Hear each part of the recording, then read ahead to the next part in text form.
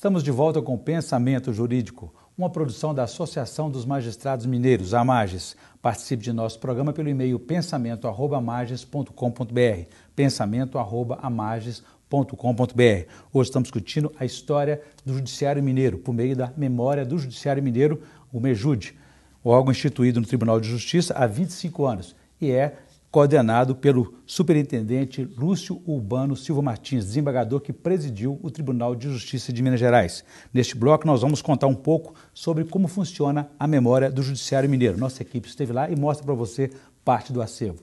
O museu foi criado em 1988, era presidente o desembargador José Arthur de Carvalho, e o primeiro superintendente, o Pedro Braga, o desembargador Pedro Braga, ele já tinha essa preocupação.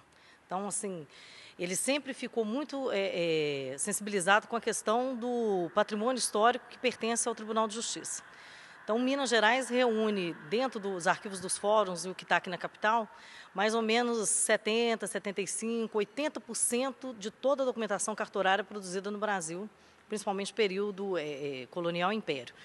Então, é uma massa documental de valor histórico inestimável. Além da parte de documento escrito, nós temos também a parte de objetos, fotografias, quadros, e isso tudo precisava ser preservado. Então, a ideia de criação, através da resolução da Corte Superior, é assegurar a preservação dessa história, que não é a história só do Poder Judiciário, ela é a história do Estado de Minas Gerais e ela é a história do Brasil. Então, o Projeto Sempre Memória ele tem diversas atividades. Tem o Memória na Escola, que a gente visita escolas, leva uma exposição. Tem as exposições itinerantes, como o Fato do Mês, que a gente tira uma peça do acervo, faz uma pequena descrição sobre ela, ela circula pelos prédios do tribunal aqui em Belo Horizonte. Então, sai daqui, vai para a Raja, fórum, volta para o anexo. Tem as exposições temáticas que a gente faz, como, por exemplo, Você Sabia, que é uma personalidade que a gente escolhe, conta tudo sobre a história dele e por que ele é tão importante para o Poder Judiciário e a história do Estado. E as exposições que a gente faz, como, por exemplo, lá fora tem o Corredor Cultural, então um pouquinho sobre a história do Centenário do Palácio. Além dessa exposição, a gente mantém exposição permanente nas salas de exposição do museu aqui. Esse prédio, que foi tombado na década de 70, ele fez 100 anos em janeiro do ano passado. Então, esse prédio inteiro é um acervo histórico, ele sozinho já é história. Nós temos 3 tipos de visitação aqui. A primeira visitação é a pessoa que está passando na rua, quer conhecer o prédio. Pode entrar? Pode. O museu funciona no mesmo horário que funciona o tribunal. Então, se é feriado, o tribunal não vai abrir, a gente também não abre. Final de semana também não. Mas é dia de expediente judiciário, nós estaremos abertos. A pessoa vai vir, vai fazer a visitação ao acervo e ao prédio. A segunda visita é uma visita que é agendada diretamente com o pessoal da assessoria de comunicação, com o projeto DASCOM, que é o Conhecendo o Judiciário. Então, os meninos de escolas, eles vão agendar, vão ter um júri simulado, normalmente é feito aqui no Salão Nobre mesmo, e depois eles vão visitar o acervo, a exposição permanente. E também tem os universitários. Com os universitários, normalmente é uma palestra feita por um desembargador ou um juiz. E no final também visitam a exposição permanente. E há um terceiro tipo de visita, que essa sim é agendada direto com a gente lá no museu, que é a visita guiada. Então, é um pequeno grupo, entre 15 e 20 pessoas. A gente faz uma visita mais demorada, bem mais detalhada, e aí ela não é apenas a exposição. Ela é o prédio inteiro, e aí a gente conta um pouquinho da história da construção do prédio, a parte arquitetônica do prédio e também, obviamente, a parte histórica. Além de tudo isso que é feito aqui, a preocupação que a gente tem com a produção de conhecimento é que as pessoas tenham muito acesso. É uma forma de trazer a sociedade mais próxima do Poder Judiciário. Então, é uma forma de fortalecer a cidadania, porque a pessoa entra no prédio, ela percebe que o Poder Judiciário é acessível, ela percebe que o Poder Judiciário é feito por ela e é feito para ela. Então, isso é importantíssimo, porque quando muda-se uma lei, é o quê? Muda-se alguma coisa dentro da sociedade que requer uma adequação, ou algo novo que vai surgir no mundo jurídico. Então, a sociedade ela é parte integrante do Poder Judiciário. É a partir dela que existe o Poder Judiciário. Agradecer, então, a participação da pesquisadora Karina, aí, do MEJUD, da Memória do Judiciário Mineiro.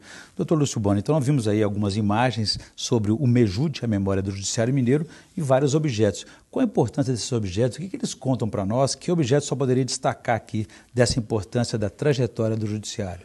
Dessa busca incessante e permanente em busca da história do Judiciário Mineiro, foram recolhidos objetos que se utilizaram no passado, como, por exemplo, a urna em que continha o nome dos jurados que era sorteado nos julgamentos, inclusive por um menor que o juiz convocava para o sorteio. A presença de menor significa inocência. Ingenuidade. Então. Temos também, por exemplo, a bacia e jarro, que o magistrado lavava as mãos como símbolo, dizer que estava com as mãos limpas para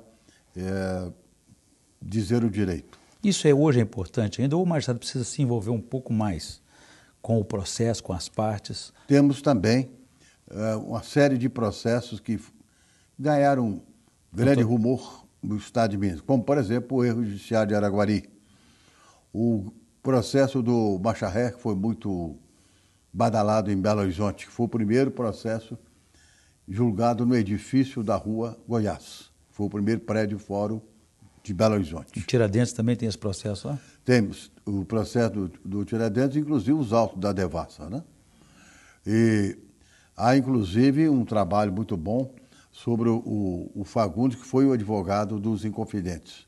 E pouca gente sabe, mas ele fez um trabalho brilhante na época. Inclusive, valeu para ele até a perda de emprego que ele tinha. Ele era provedor da Santa Casa do Rio de Janeiro e foi exonerado pelo governo de Portugal. Defendeu os inimigos da coroa à época, né? Mas o interessante é que ele não foi contratado pelos Inconfidentes, ele foi nomeado pelo juiz. Porque nenhum réu pode ser julgado sem ter defesa. Isso é um princípio mais do que secular. Até hoje, assim, o defensor dativo, né? Sobre a abolição da escravatura, temos algum processo a respeito disso? Temos vários processos de venda de escravo, essas coisas, temos vários. Que antigamente ia parar no judiciário, né? Um antigo juiz de paz. Fuga de escravo e outras coisas. E quais são os critérios para que a memória do Judiciário Mineiro inclua no seu acervo alguns processos? É notoriedade, repercussão? Que tipo de importância que ele tem? Só a importância histórica.